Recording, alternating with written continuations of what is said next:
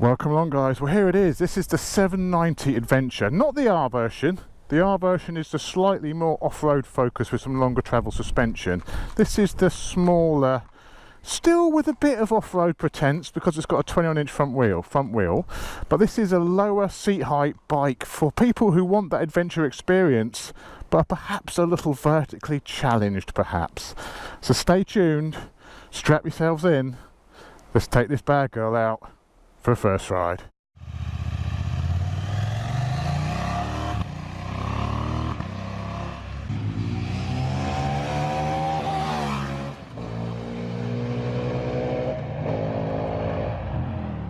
I've had this from KTM. I called this a first ride. It's not really a first ride. I've had this for 2 weeks.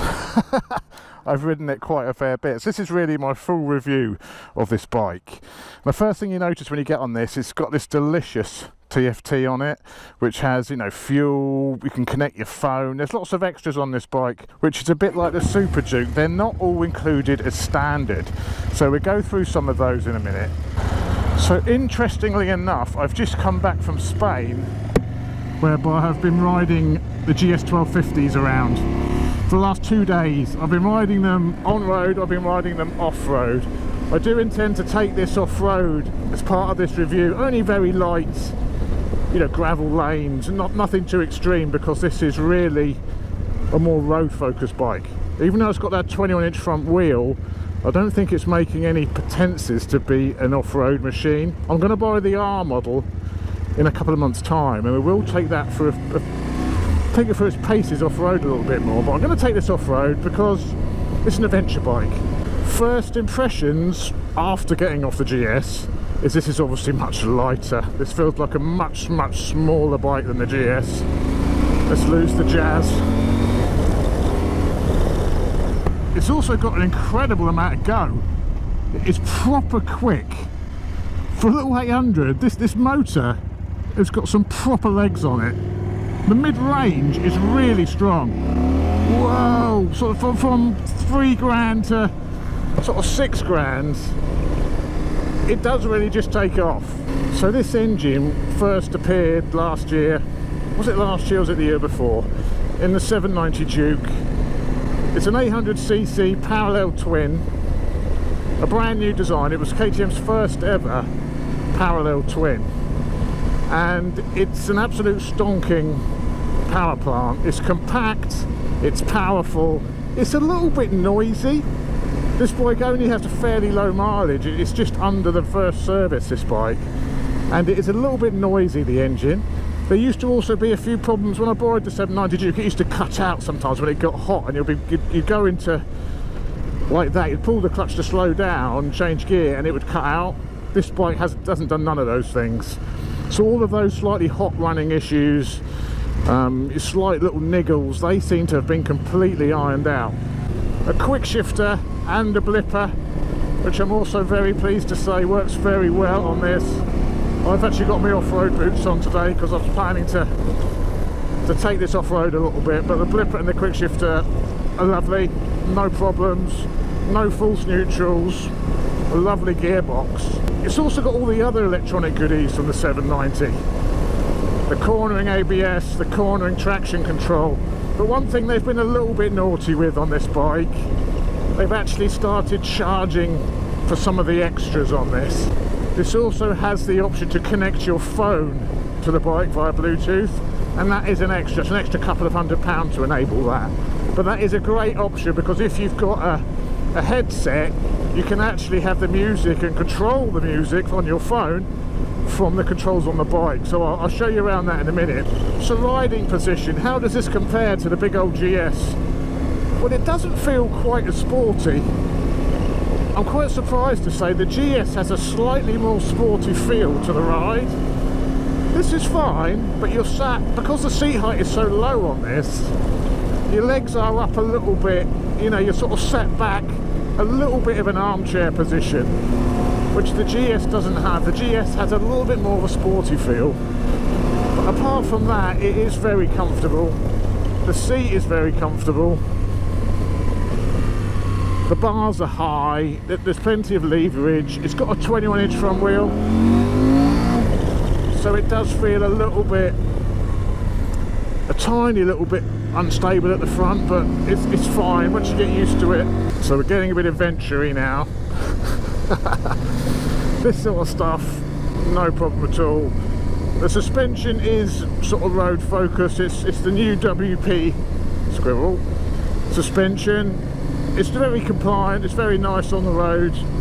We'll take it off-road in a minute and we can see if it can actually handle any bumps and stuff, but it's nice enough, it's comfortable enough. Oh, it's just that punch it's got. Mid-range punch is impressive. Absolutely impressive. It feels like the 1250 GS, that punch it's got. For such a small engine, that's an impressive amount of go. They've also sorted out the fueling. The 790 Duke was very snatchy last year. It was one of my criticisms I put against it in my review. It was just, you know, very on-off, very snatchy. That has also seems to be addressed now. So they've spent a bit of time ironing out those little flaws that the early 790 Duke had, and now this motor is much more refined and much more pleasant to live with. Afternoon. Oh, miserable. You can't help but notice these huge pendulant, well, I've heard them referred to as testicles, either side of the bike, and that is actually the fuel tank. This bike has a 20 litre tank, so proper adventure sized tank, and you wouldn't know it from up here. That's because the tank is up here and it's also down the side. So you've got 20 litres of fuel capacity on this machine, which KTM say will do you 250 miles. So that is a massive range, because this bike is actually pretty frugal. It doesn't drink that much fuel. So with 20 litres on board, you've got real distance covering abilities, but they do look a bit like ball bags. That's the downside. But the other upside to the ball bags is it keeps the weight of the fuel very low in the bike. So again, even when you're full of fuel, the bike still feels really rather sporty and rather agile. Chucking it into the bends, yeah, it feels pretty good. Not the sportiest thing in the world. I think that's due to the 21-inch front wheel. It does make, you know, it does make the bike a bit more unsettled. But you can still have fun. You can hustle this. Just be a little bit more committed with it. You may have to, you know, the bike doesn't give you masses of confidence to throw it in. You just have to trust that it can do it. I don't think there's any doubt this bike's going to be a big hit, because it's opening up that whole adventure market to people who are very slow. Out of the way, sir. Because the adventure market is huge, and you know, normally these adventure bikes are very, very tall. They're very, very heavy. Even someone of my size, the thought of manoeuvring a big heavy adventure bike, especially off-road or on a loose surface, it makes you very apprehensive. This, because it's lower, because that centre of gravity is lower because of the ball bags, it's actually a much easier prospect. And if you can flat foot the bike, which I think most people would be able to flat foot this no problem, then that gives you a whole lot more confidence. Grunt! I think what we'd do is stop and do a little walk round before the bike gets absolutely minging off-road. Let's do a little walk around right here. So there it is. Excuse the wind, it's quite windy, the weather isn't particularly good, but there's the bike. You know, there's the big fuel tanks I'm talking about. I mean, it's a little bit of an odd looking bike.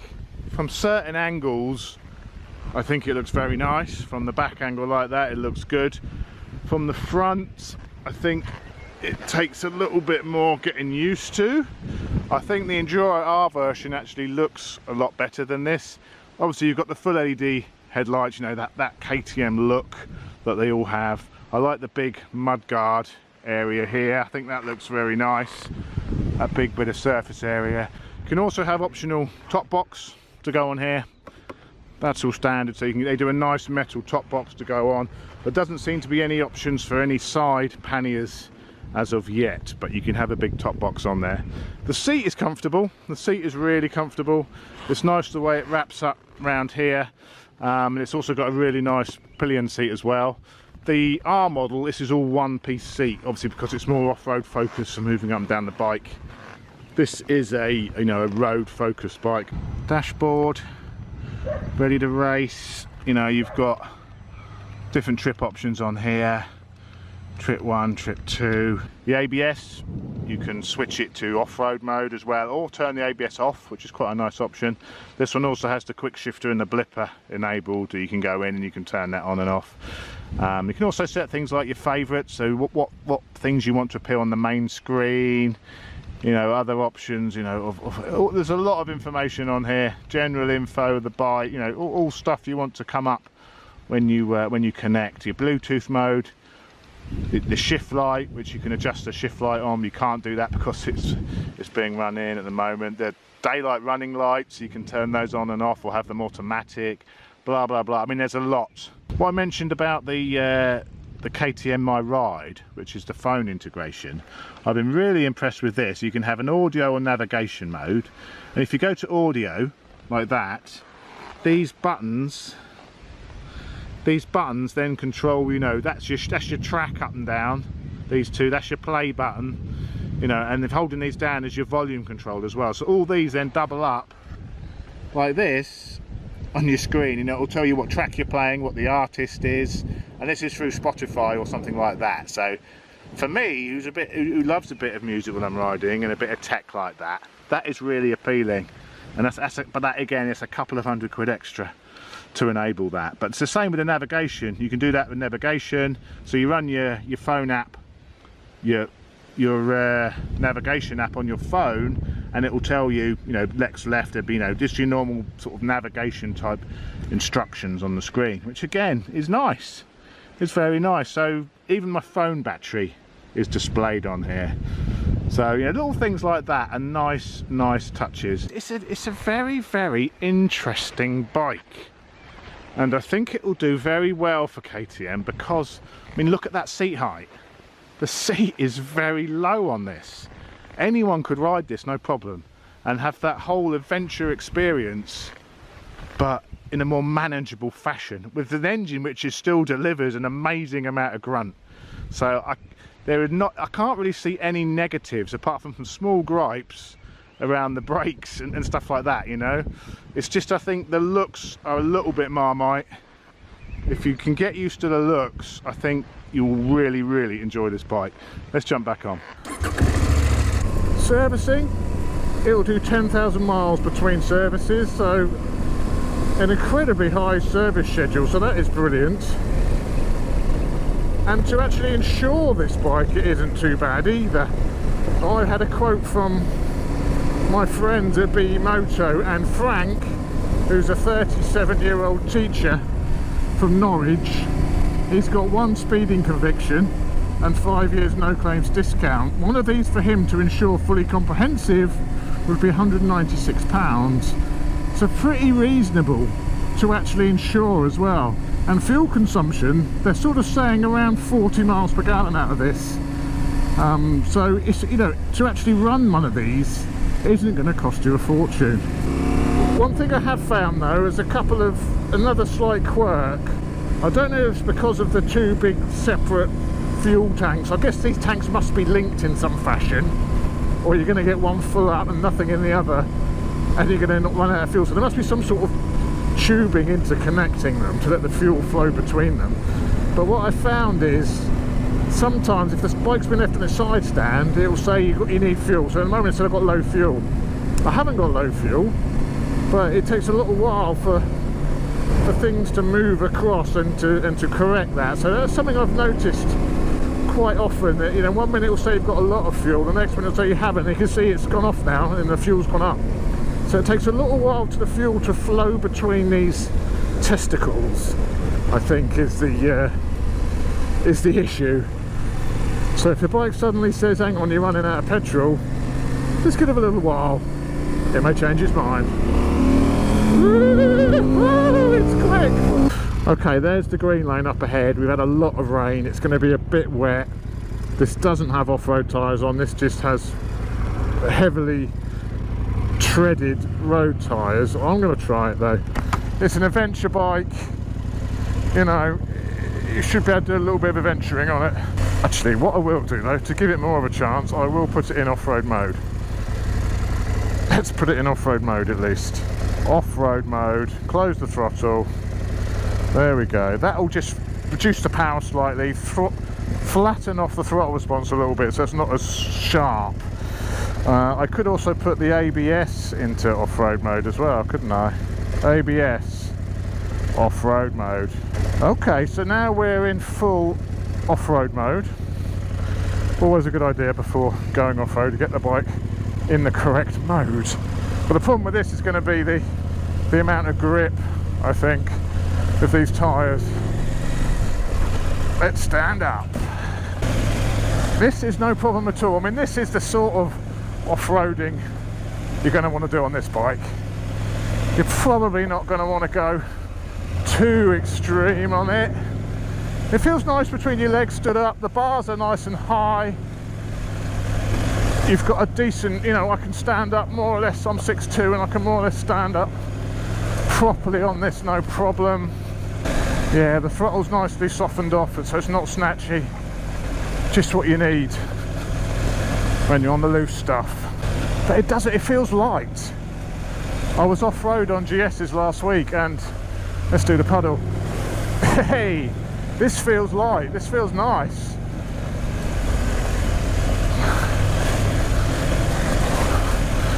Yeah, this sort of stuff, no problem at all. A bit more gravelly now. Yeah, that throttle is nicely flattened off, it's not too sharp, it's not just spinning up.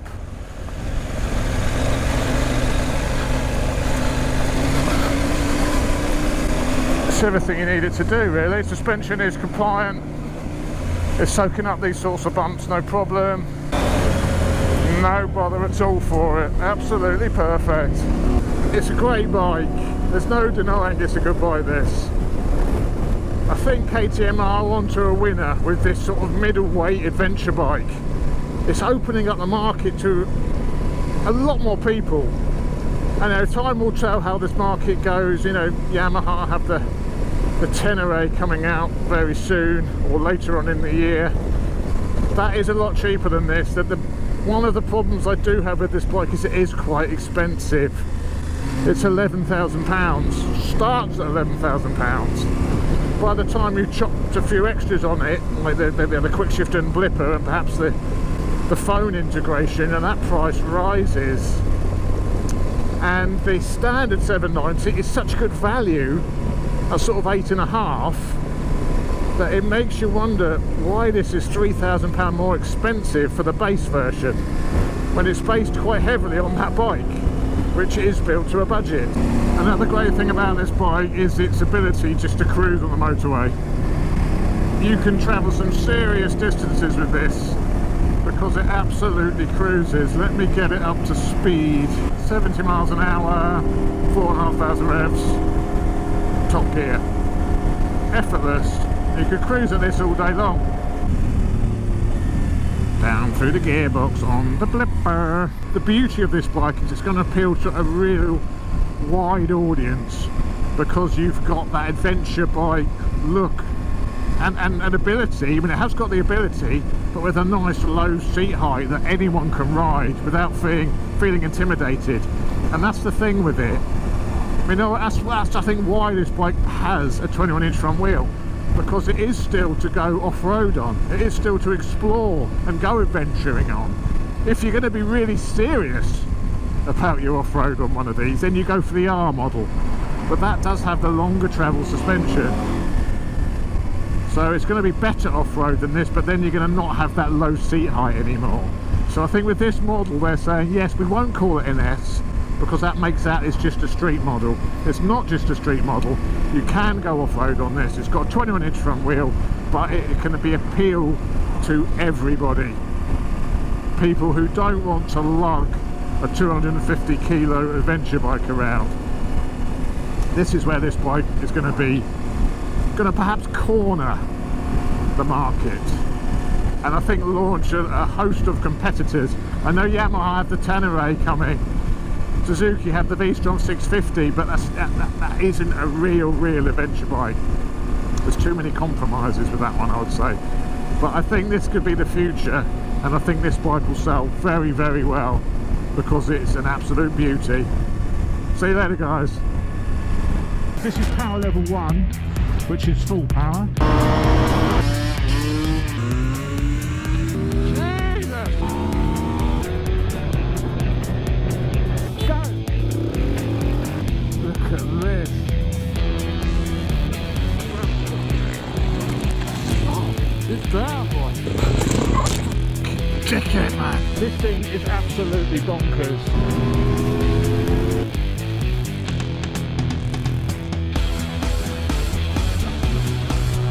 It's also pretty quick.